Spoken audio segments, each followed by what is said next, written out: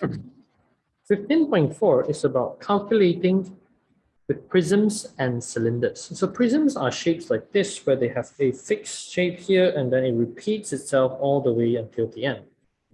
Like a right angle triangle here, repeat itself until the end. This is called a right angle triangular prism.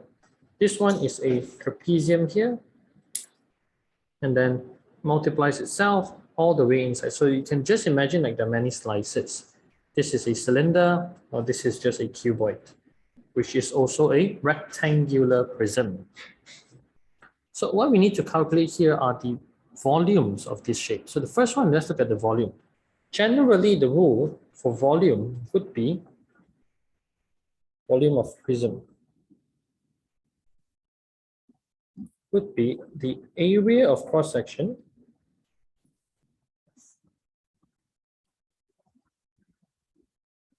multiplied by, well, the depth and the height, whichever that comes to play. Either the depth of the object, which is like this one here is the depth, or if you look at this one, this is considered to be a height, or height, either one. Then that's how you get your volume. But what does cross-section mean? I'll start to highlight all the cross-section of the object. So cross-section will be a shape that repeats itself throughout the entire volume of the object. So let's look at the first one here. This one is the cross-section of the prism. Because just imagine that if you have to cut the prisms into equal slices, you will cut it in this shape. And this one here will be your trapezium. This is your area of your cross-section that you need to find.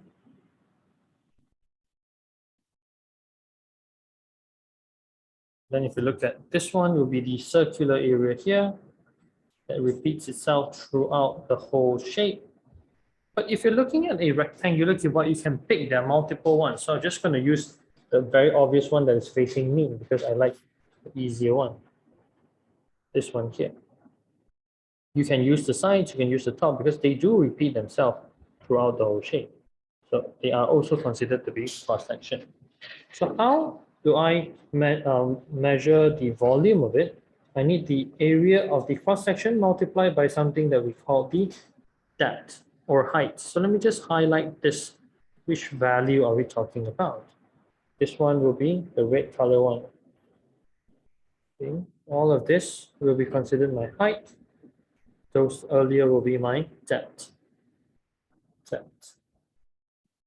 Okay, now let's calculate the volume of the first one. So with that in mind, let me just take this away and put it up here, a smaller size. Let's calculate the volume of the first one. So the idea of it that I take the area of cross-section and multiply by the depth is actually because it looks like this. So when I repeat this shape, you can see, as I repeat it further inwards, it looks like this. See? The shape repeats itself throughout the whole prism. So that is why I can say the volume is actually the area of cross-section multiplied by the depth. So as you can see here, I can just find the area of cross-section for the first one.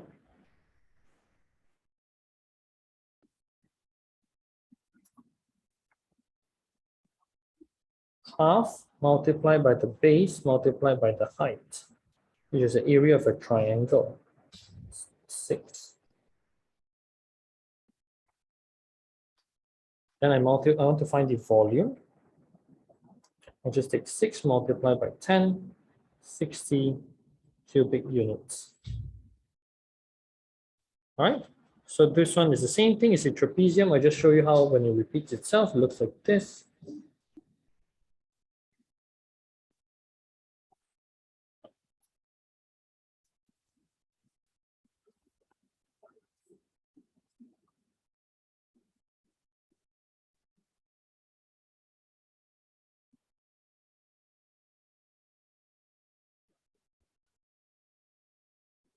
Okay. So all I need to do is find the area of cross-section again.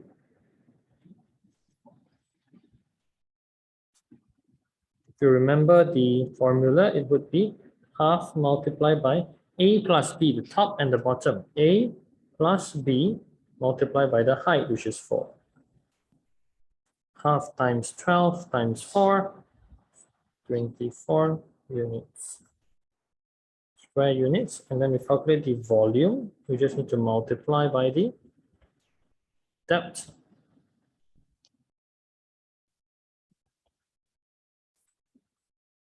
Same thing for the circle that we have on top here. Copy it, and then we're going to paste it.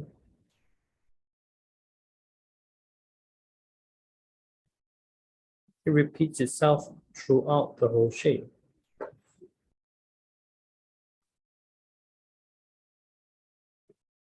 You see? It's like a stack of Pringles potato chips. So what is the area of a circle, or what is the formula for area of a circle? Remember clearly it will be area of cross section is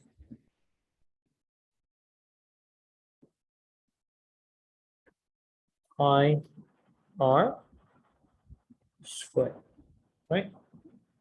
So it would be pi multiplied by 7 squared, 153.93804, and then this is in units, square unit, and the volume will be 153.93804 unit multiplied by 10, 1539.38 cubic units.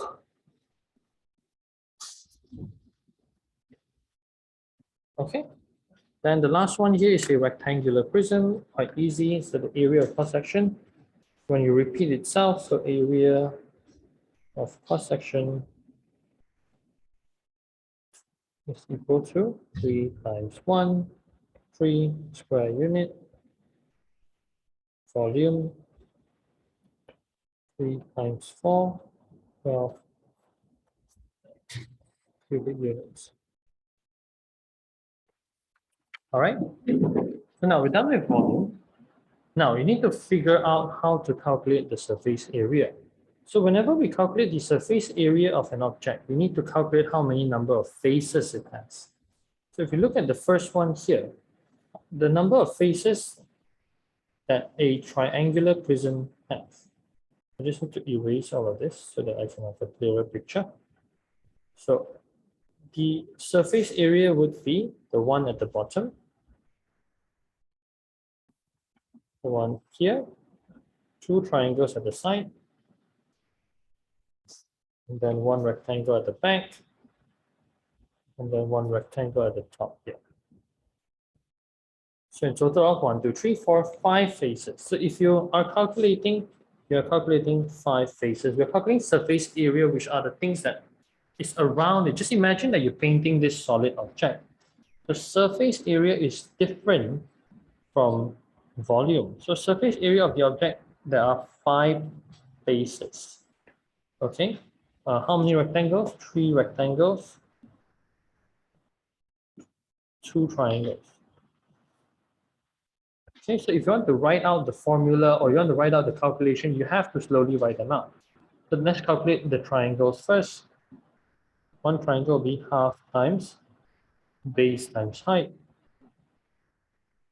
is equals to 6 units. Since they are identical, I can just multiply it. Another triangle is the same.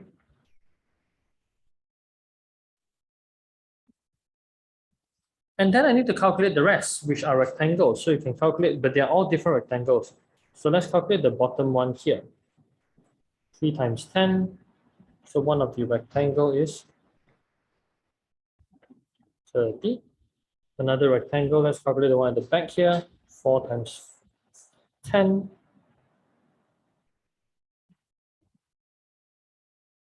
And then the other one is 5 times 10. The one that is hypotenuse of the right angle, 50. So 50, 40, 90, 90, 120, 130. Okay. This is the total surface area.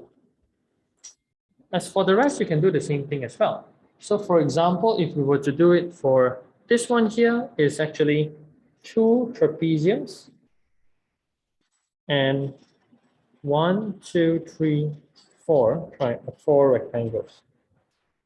So if you want to calculate this, you can also do the same. So trapezium, we have 24 already. Since they're identical, you can multiply by 2, total of 48. However, the rectangles are all different. So the one at the bottom is 9 times 10. The one at the top is 3 times 10.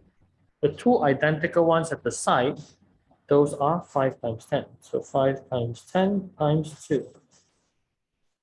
100, 30, 90, 220, 260. This is the total surface area we're talking about here. These are all surface area. Okay, this one. This is a tricky question. So whenever we do a cylinder, let me just erase it all so that you can have a better picture. So if you're dealing with cylinder, there are 2 circles. I'm sure you know which one I'm talking about. The 2 circles, which is the top and the bottom. So this is easy. So I just can take 2 times 153.94, which is the one I calculated earlier on. 307.88. These are the top and bottom of the cylinder. But there's another one that we need to calculate, which is here. This one. This is what they call this curved surface. I just highlighted it for you to see. Here. This whole area here. Not the top and bottom, but just this part here. Okay, this is the part that it is, well, slightly harder to calculate. If you can imagine it, then good. It is actually just the curved surface when you open it up. When you open up the curved surface, it is actually just a rectangle. So the top part here is actually this. If you remember the name of it, it's actually called the circumference of the circle. And then the height is just, well, the height of it. And the height of this, it was the same thing. So if you can understand that, then very good. All we need to do to calculate the rectangle is we need to use the circumference of the circle multiplied by the height. Or circumference, the red color one or the blue color one, top or the bottom. So all we need to do is just 2 pi multiplied by r, which is 7, multiplied by height, which is 10.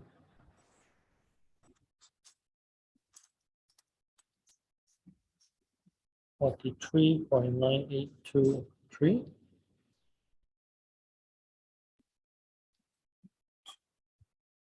And I'll just add them up together.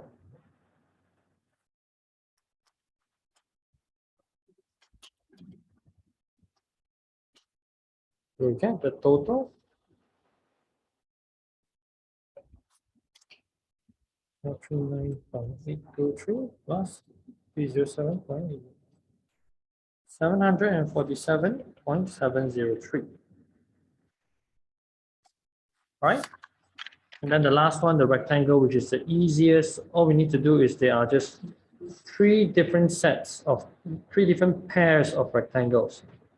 This is the front and back, the top and bottom, the left and right. Front and back,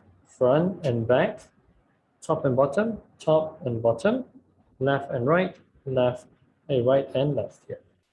So top here, back here, the front and back here, top here, bottom here. Okay, so just need to multiply all of those. The first one will be front and back, 3 times 1 will be 3, double it. 3 times 1 times 2. Top and bottom, 3 times 4 times 2. Left and right, 4 times 1 times 2. 6, 24, 8, 38. And that is the surface area. Remember the different thing. Whenever we talk about surface area, please imagine painting the object. Then you are good to go.